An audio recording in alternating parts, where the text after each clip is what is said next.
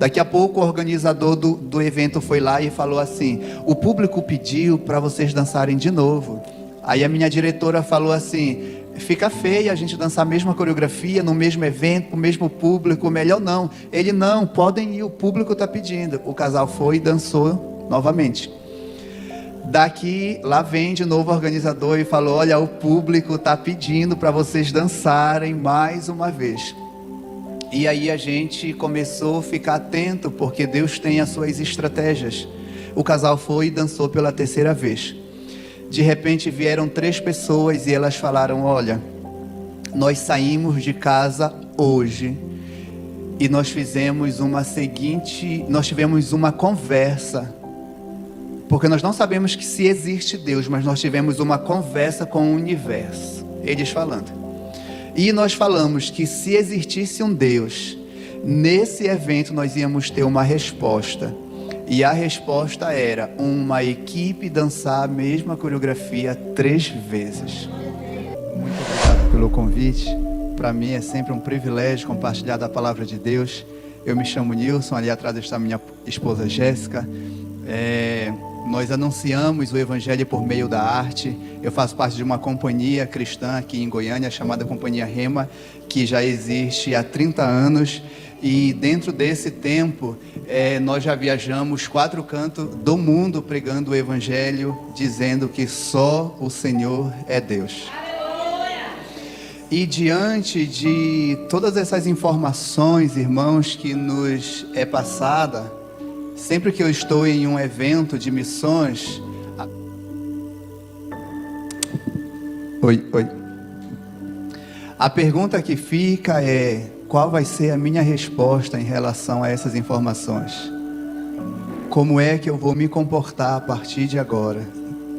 O que é que eu vou fazer diante de tanto sofrimento que a noiva, a parte do meu corpo e o corpo de Cristo vive aqui na terra? Então eu acredito, irmãos, que nós precisamos falar de um evangelho que vai para além das 4 paredes, que vai para além das informações, porque nós já estamos cheios de informações. Nós já fizemos curso aqui na igreja de o que eu perguntar para vocês, vocês vão saber responder. Porque essa é a vida do cristão, né? Faz curso disso, curso daquilo, e engorda espiritualmente, e é tanta informação, mas às vezes a gente fica com todos esses saberes e conhecimentos somente para nós.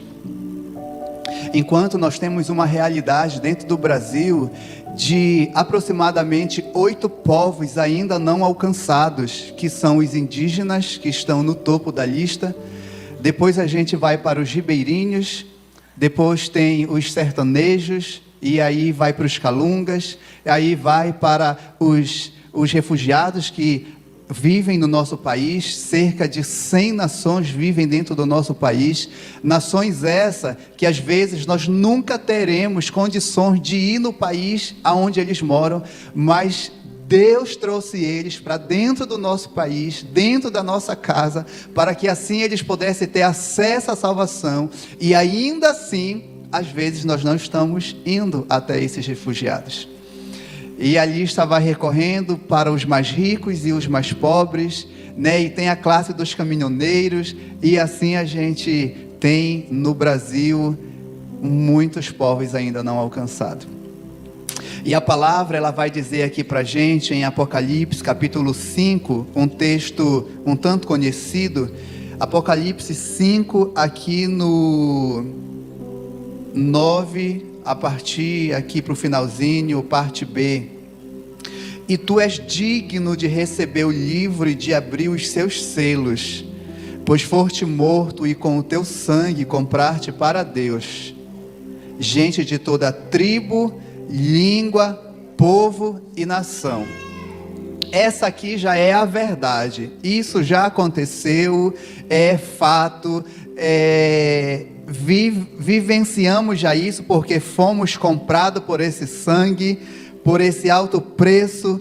Mas como já foi citado aqui durante o culto, fica uma pergunta: como, pois, invocarão aquele em quem não creram?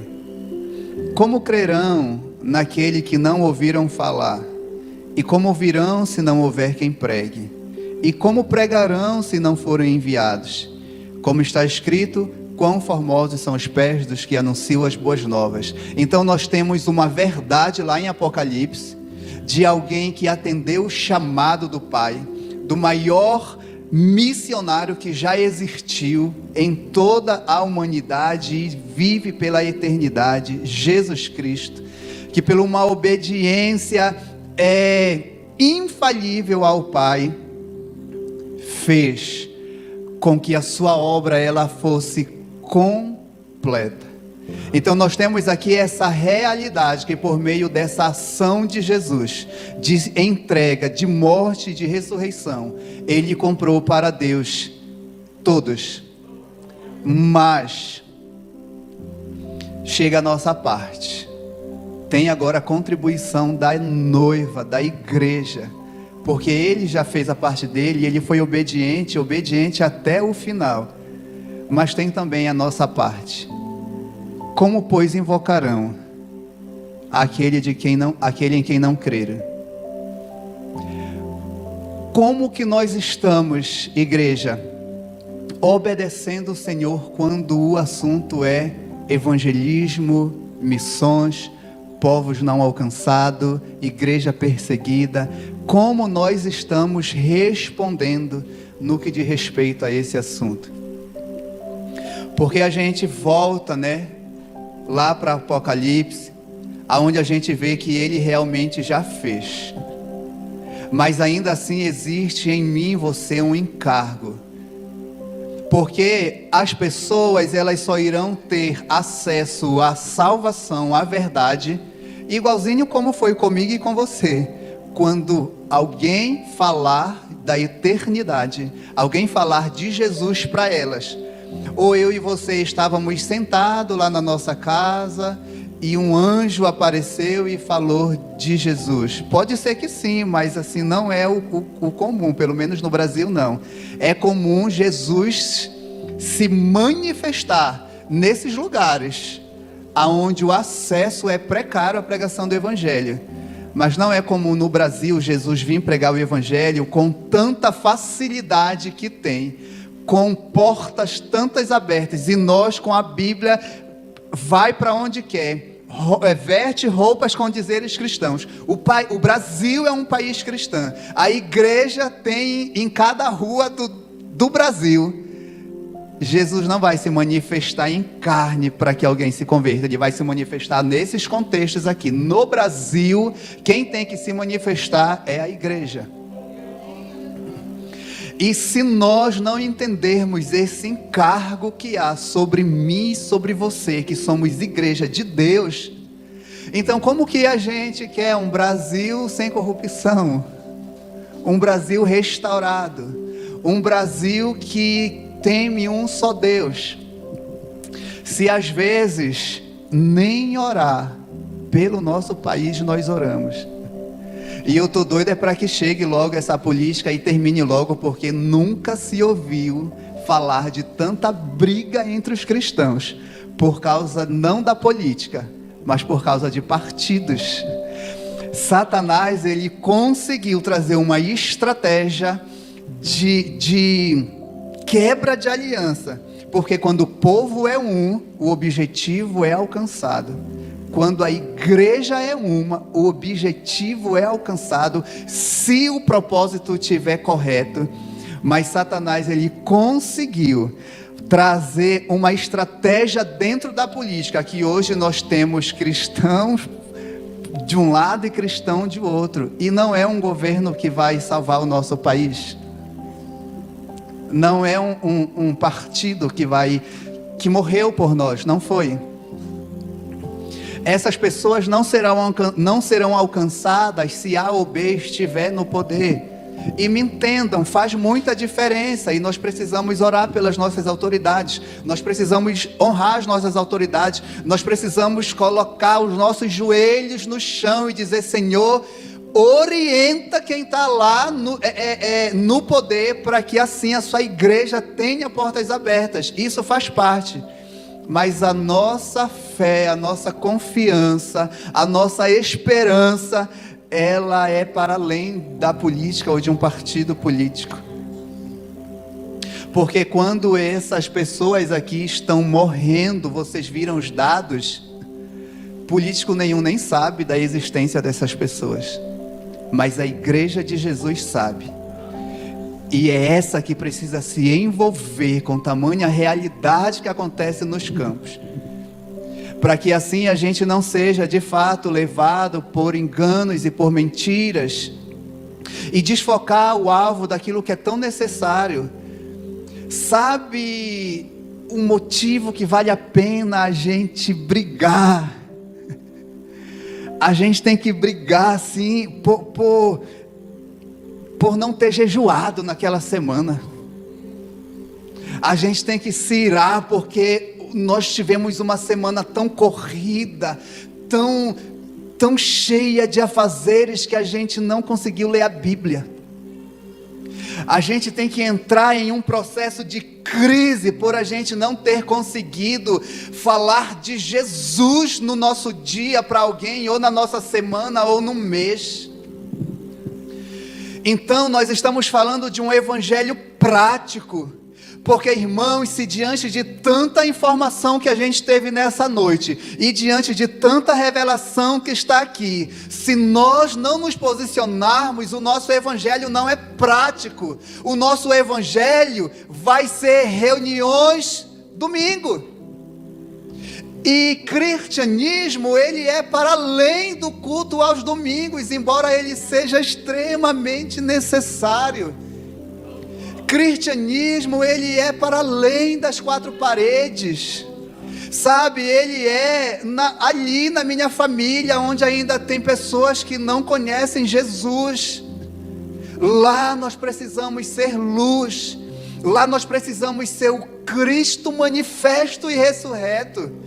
Cristianismo é para a nossa cidade, é para o nosso estado, é para uma outra nação, se for o caso, e o Senhor te levar para um outro lugar.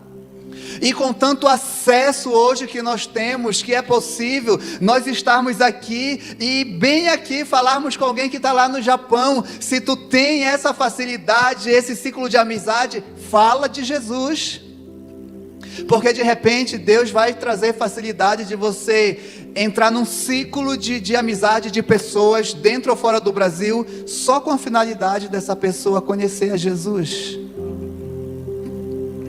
porque Ele comprou com o seu sangue. Não foi com dinheiro, não foi com favores, não. Ele comprou, Ele pagou com o seu sangue. Gente de todas as tribos, línguas, raças, povos, nações, esse povo estava incluso, eles estavam todos ali incluídos, quando que Jesus, Ele morreu.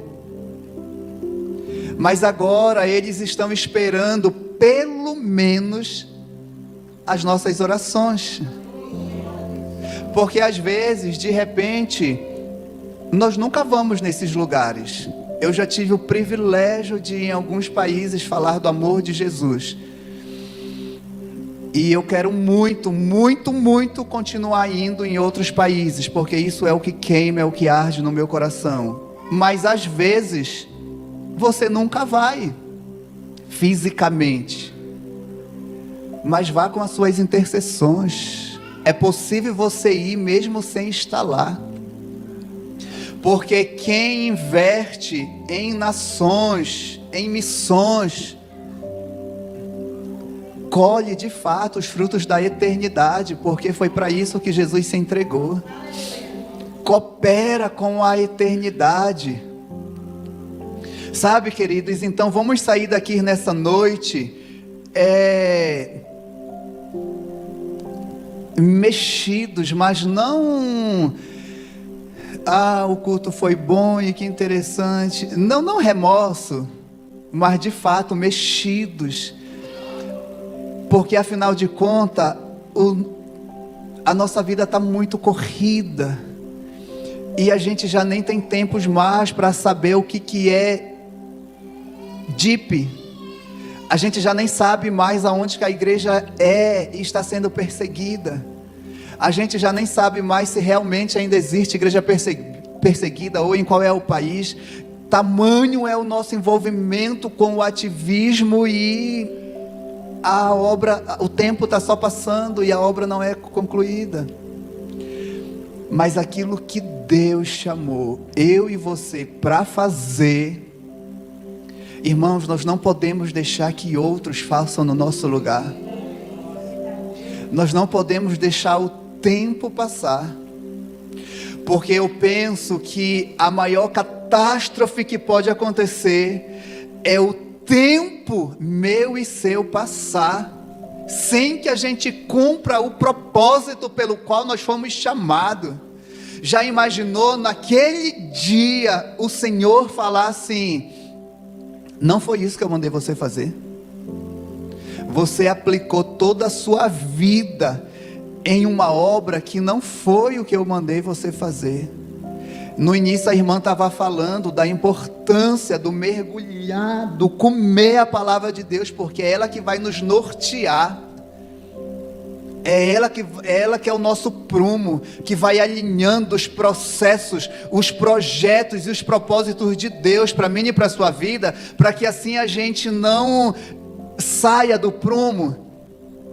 Uma coisa que está vindo no meu coração agora, nós precisamos alinhar até o curso superior, sabe?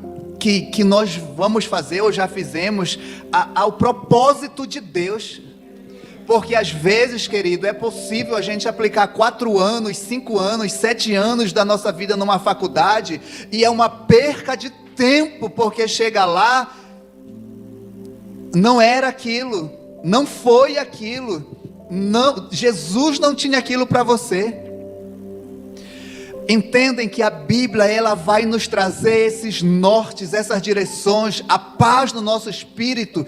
Quando nós buscamos a revelação aqui, o Senhor fala conosco acerca do que é e acerca do que não é, para que assim nós possamos realmente viver um evangelho prático, um evangelho na prática.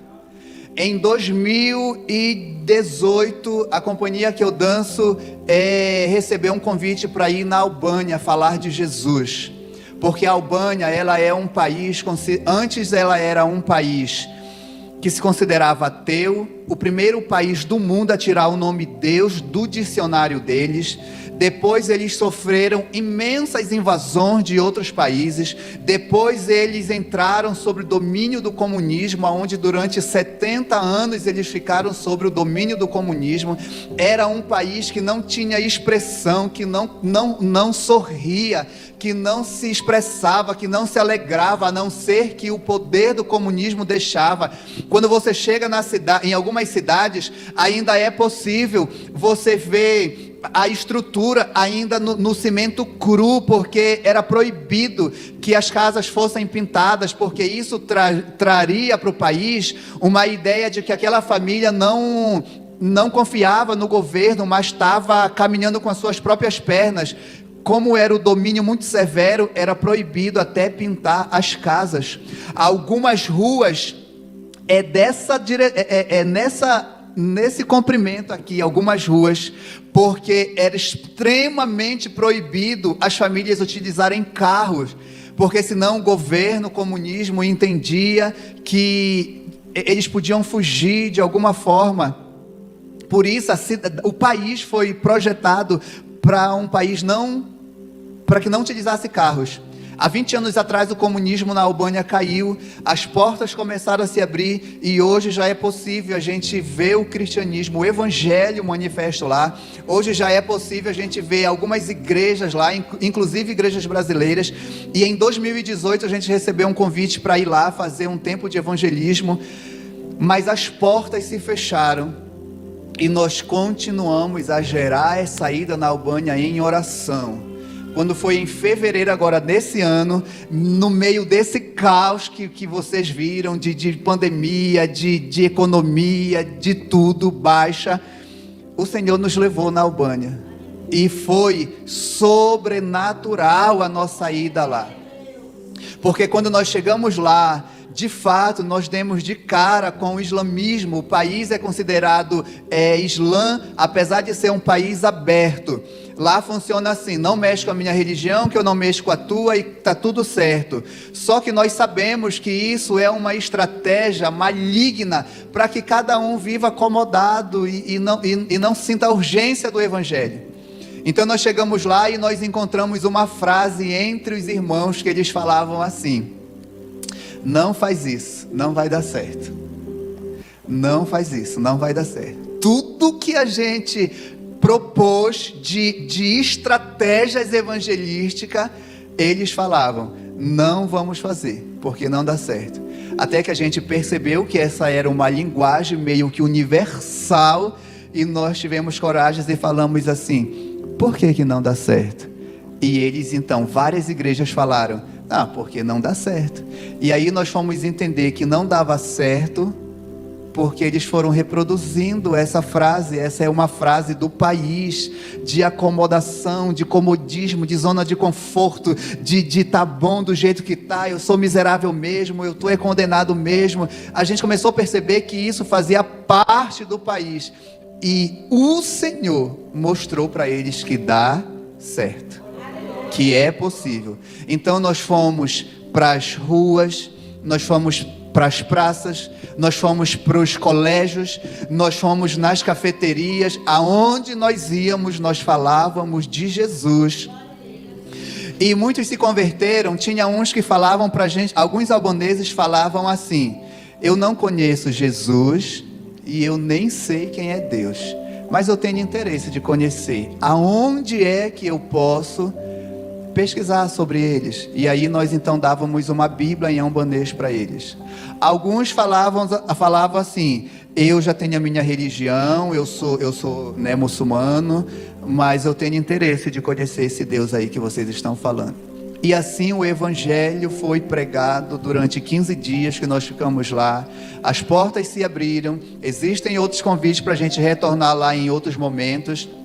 Mas, irmãos, se nós não entendêssemos essa urgência e não fossem, o país de alguma maneira não seria alcançado, pelo menos nesse tempo. E se as pessoas que tiveram acesso à verdade, se aquelas fossem as últimas oportunidades que elas tiveram. Então todo tempo é tempo. Nós estávamos na Itália falando do amor de Jesus para os italianos. E o que mais nos impressionou é que se fala que a Itália é um país católico, e de fato existem basílicas e grandes templos católicos. Só que quando você entra, estão vazios. Porque não é que o país é católico, mas é que se criou essa ideia,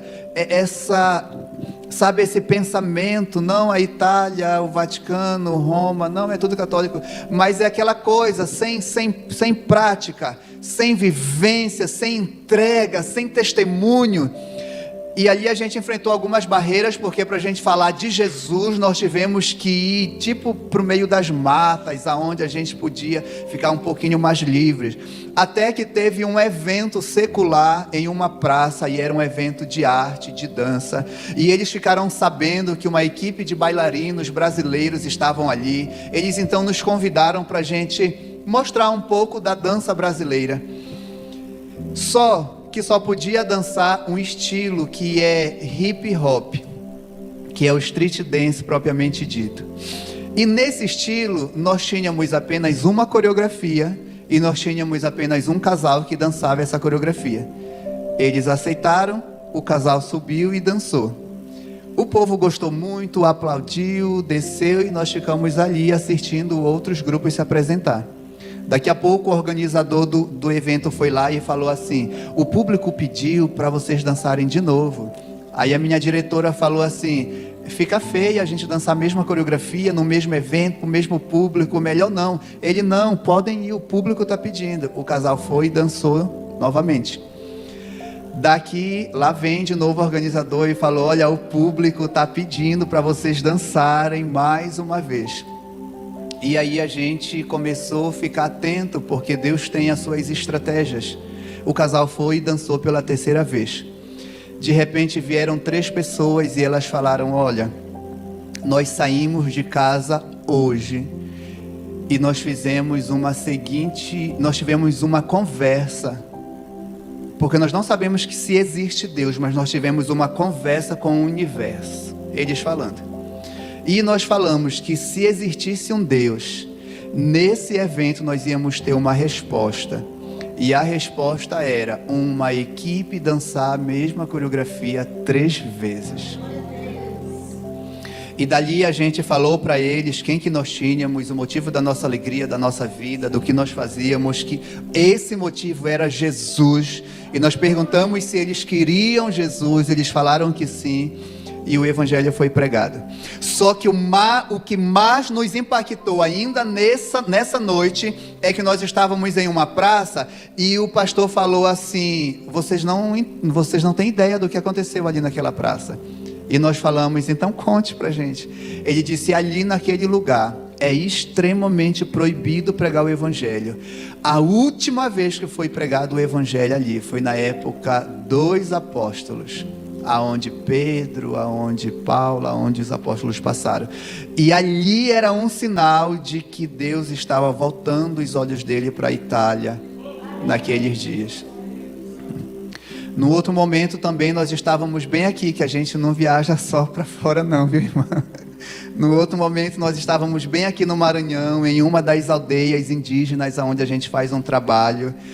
E quando nós chegamos lá, eles não falavam português, então nós tivemos essa dificuldade do dialeto, mas a arte, ela transcende. Não é a arte que cura, não é a arte que salva, não é. É quem está em você e o que você faz se manifesta. E também não é só por meio da arte que Deus se manifesta. Se você está calado, Deus se manifesta, porque a Bíblia diz que nós somos cartas vivas de Deus, lida por todos. Então não tem desculpa para pregar o evangelho, porque até calado a gente fala. Mas nós estávamos aqui no Maranhão, em uma aldeia indígena, com muita dificuldade no dialeto e na comunicação, e nós fizemos uma encenação da morte e da ressurreição de Jesus. De repente, irmãos, nós não sabemos explicar o que aconteceu. E sabe quando a Bíblia diz, veio como que um vento impetuoso? Essa foi a releitura que nós fizemos do local. A impressão que a gente fez, que nós tivemos, é que o próprio Jesus, ele decidiu ir ali naquela aldeia tão distante, tão inalcançada, tão de difícil acesso, mas ali a presença de Deus, ela foi tão grande que todos foram tomados da glória, pela glória, e grande foi o número de conversão. Tinha ali a matriarca. É muito comum nos indígenas você ver pessoas com 105, 110, 115 anos, é muito comum no meio deles. E tinha ali a matriarca com 90 anos, e meu Deus, ver aquela senhora tendo essa oportunidade de entregar a vida para Jesus com essa idade, irmãos, de fato é privilégio. Falar de Jesus, pregar a palavra, eu não vou dizer ser missionário não, ser cristão é um privilégio. A esposa do... Tá filmando, né? A esposa do diretor da minha empresa, eles são extremamente ricos, irmãos, tem muito dinheiro. E um dia ela disse assim, o meu sonho é poder ir em Paris. E aí eu falei assim, com todo o dinheiro que você tem, você ainda não foi em Paris? Ela disse não. Eu falei, olha, eu sou pobre e eu já fui 3 vezes em Paris pregar o evangelho. Isso é privilégio, sabe? Você ir em lugares que Deus te levou e onde você jamais imaginava ir.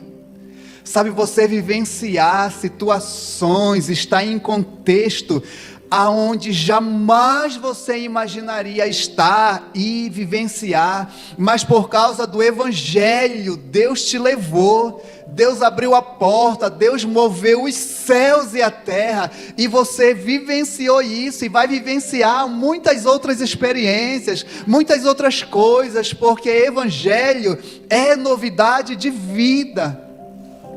Portanto, irmãos, vale a pena, pelo menos eu e você, nos dispormos a orar por eles. Mesmo que a gente não vá, mesmo que você não vá, mesmo que essa não é a tua vibe, isso não é, você pensa que isso não é para você, mas eu pergunto, quem te disse que não é para você? Você já foi em algum evangelismo? Você já foi pelo menos em uma praça ali no dia de sexta-feira, ou de quarta, ou de quinta, em algum dia, numa praça falar de Jesus? Você já teve o privilégio de ir num outro estado falar de Deus? Você já teve a oportunidade de ir num outro país falar do Evangelho? Ou vamos voltar às perguntas, você já se dispôs a isso?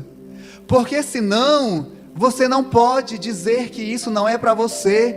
Nós estávamos indo para uma dessas missões aí, o nosso ônibus quebrou e a gente parou bem na frente de um posto de gasolina, e nós queríamos resolver para a gente já ir embora. Não, a gente vai perder muito tempo, vamos resolver logo esse problema.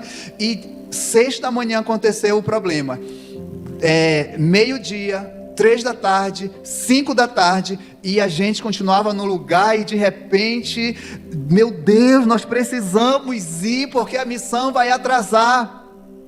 Mas missão, irmãos, não é apenas o destino que se vai, mas o processo que se trilha, porque no processo Deus está fazendo.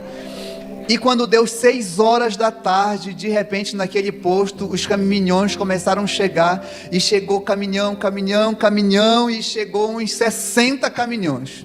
Aí a gente foi saber que ali era um ponto onde os caminhoneiros paravam para tomar banho, para fazer a sua refeição, e nós começamos a entender por que o nosso carro não foi resolvido logo o problema.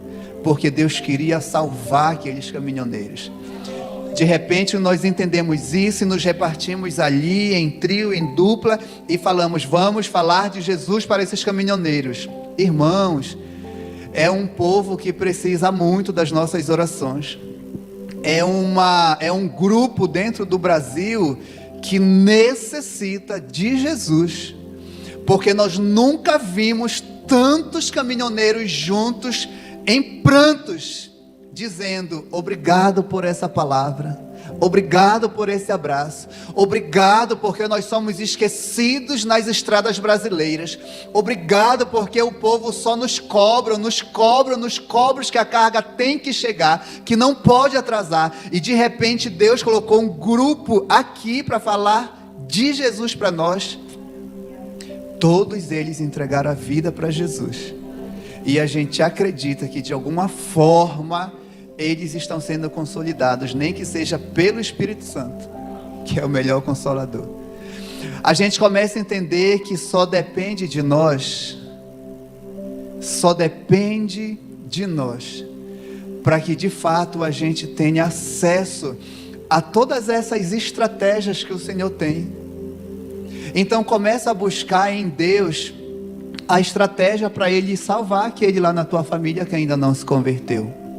Começa a se colocar diante de Deus e perguntar, Senhor, como que o Senhor vai fazer? Como que o Senhor quer fazer? O que eu preciso fazer? Qual que é o momento? Começa a buscar em Deus essas direções que Ele com certeza vai te dar. Eu gostaria que o irmão colocasse um vídeo aonde em 2010 o Senhor falou conosco. Ele disse que haveria um tempo onde Ele entregaria um povo nas nossas mãos, para que esses povos fossem evangelizados e tivessem acesso à salvação.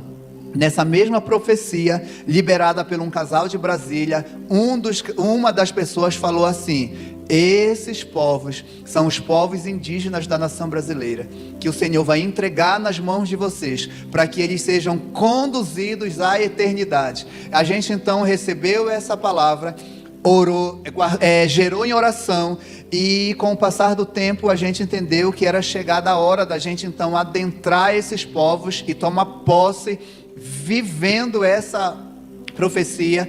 E a gente não começou a ir para o meio dos indígenas falar de Jesus, e o projeto se chama PAI, que significa Por Amor aos Indígenas. E agora eu gostaria que vocês vissem um pouquinho do trabalho realizado desde 2010.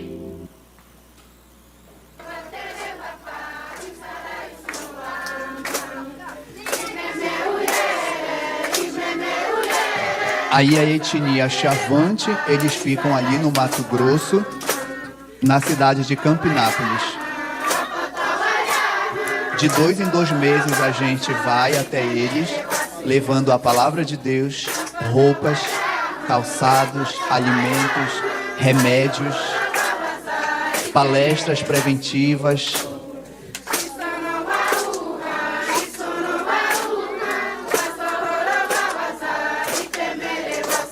Eles estão completamente abertos para receber Jesus, os missionários, o Evangelho. Tem uma necessidade muito grande com as crianças, porque tem muita criança.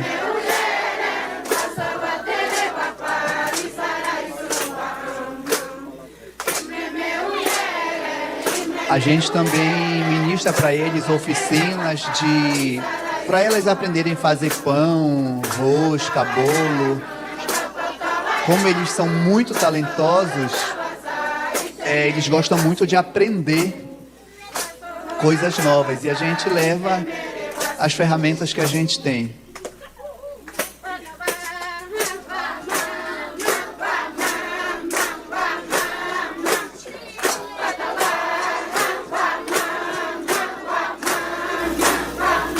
Essa aldeia específica, ela ainda não foi evangelizada.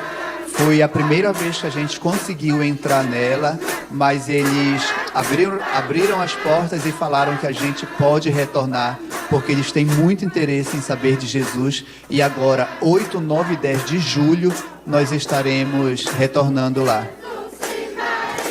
Aqui já é uma outra aldeia, onde eles já têm um conhecimento e um envolvimento com Cristo, e a gente está na manutenção do Evangelho, levando para eles agora estudos acerca de Jesus, de Deus, do Espírito Santo, a ação da cruz, batismo, enfim.